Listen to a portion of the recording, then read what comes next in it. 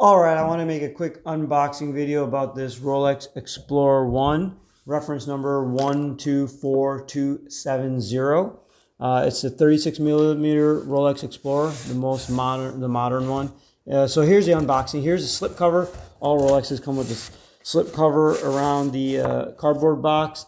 Then there's another cream colored box with the Rolex logo kind of raised on the top. And you open it up and there's this lid is just like that, and this looks like that in there.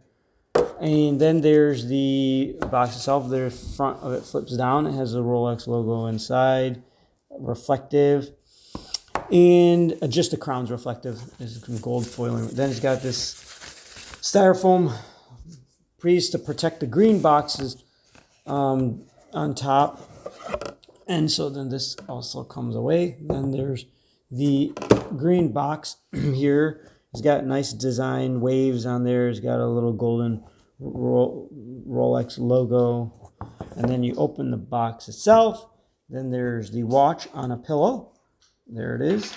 And it's on this kind of nice felt pillow. This piece does also come out, something like that. What else is included is a watch booklet, 2 hang tags, and so it comes with the warranty information. Let me push this on to the side. Comes with the warranty information, comes with the booklet specific to the watch model, Oyster Perpetual Explorer, and then on the back of this, it comes with the ownership card. And I'm covering up it has the model number, serial number, and date of purchase. And the date of purchase is handwritten, and then the model number and the serial number are printed, and that's like the ownership card. Then it comes with these 2 hang tags. The hang tags have one of the hang tags, which is this one, has the model number and serial number with the barcode on the back. And then the other hang tag has this kind of fancy Rolex superlative chronometer, and it has some sort of like holographic Rolex logo thing there, whatever. And on both sides, you see, there's one. So I don't know. They go through a lot of headache for their authenticity verification guarantee stuff, whatever.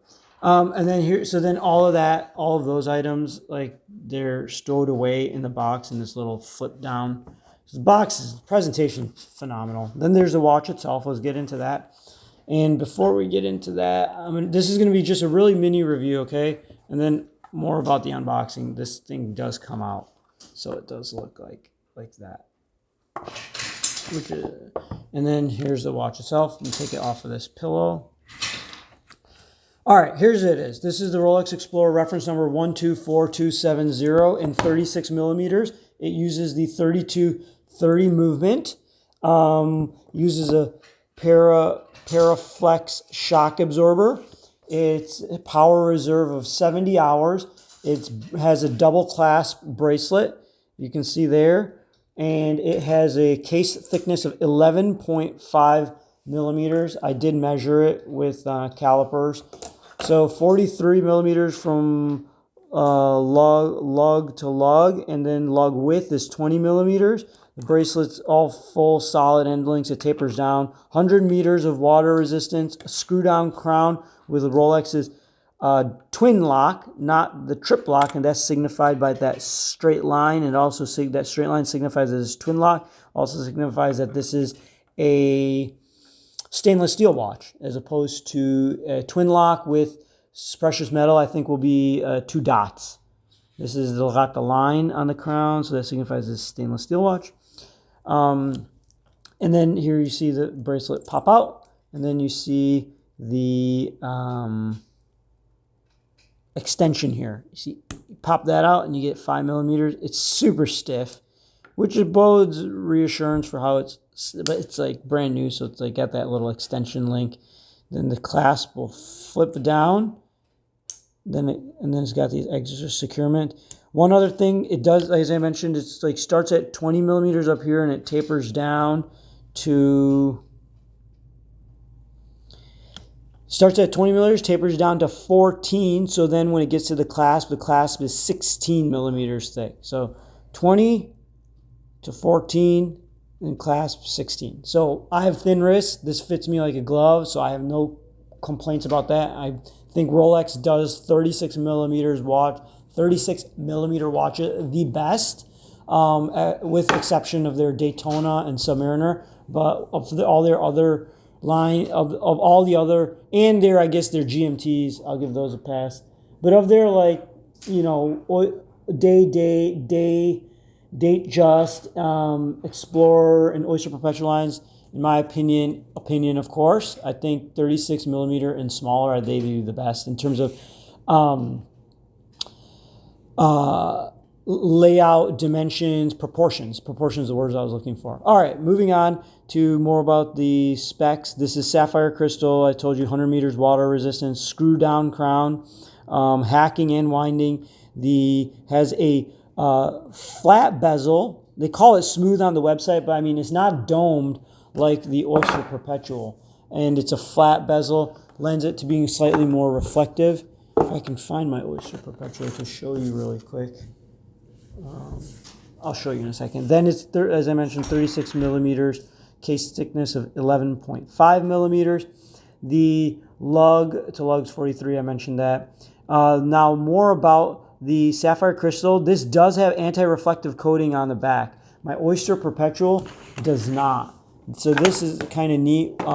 One complaint I had about my Oyster Perpetual is that it doesn't have anti-reflective coating, but this one does. What else can I say about the watch? Let's go do a lume shot. Oh yeah, all of the hour markers and hands are lumed. So the seconds hand has that lume pip. The Mercedes hand is lume there. You can see where all the lume is. Before we go do the lume shot, I want to talk about the dial and the hour markers. So compared to my Oyster Perpetual, this one reflects light a lot more for 3 reasons compared to my Oyster Perpetual. And this is the old Oyster Perpetual with the 3130 movement. The hour markers are more reflective, is one reason that it reflects more light.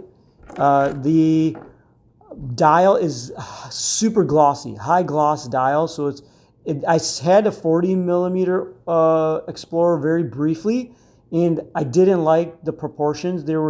I feel like because there's a 40 millimeter, too much of the dial was exposed, and that glossy dial I really found distracting on the 40 millimeter. I do not find it that distracting on the 36 millimeter, possibly because the proportions of how much of the dial space is taken up by the hour markers and the hands lends it to the hour markers and the hands to be more apparent against the glossy dial.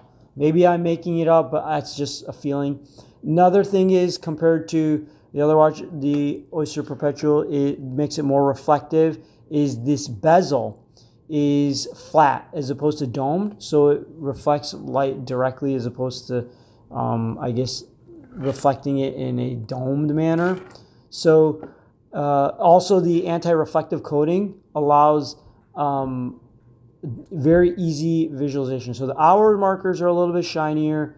The hands, I feel like, yeah, are definitely a little bit more reflective. The dial for sure, because this Oyster Perpetual has a sunburst dial. So definitely more reflective overall. Now let's go do that lume shot. All right, and there you see the lume shot. It uses chromolite. And the hour markers and the hands are all lumed, really nice and bright. And you can see the seconds hand taking away. Older models of the Explorers didn't have the hour markers loomed. Some of them did. Some of them didn't. I mean, I think most of them did. But I think that would have drove me nuts if the 369 were not loomed. You can see that highly glossy reflective dial. Some few minor comparison points between this Explorer and the Oyster Perpetual right here. This has a 3130 movement. This has a 3230 movement. That's about it. I hope you found this unboxing and mini review helpful.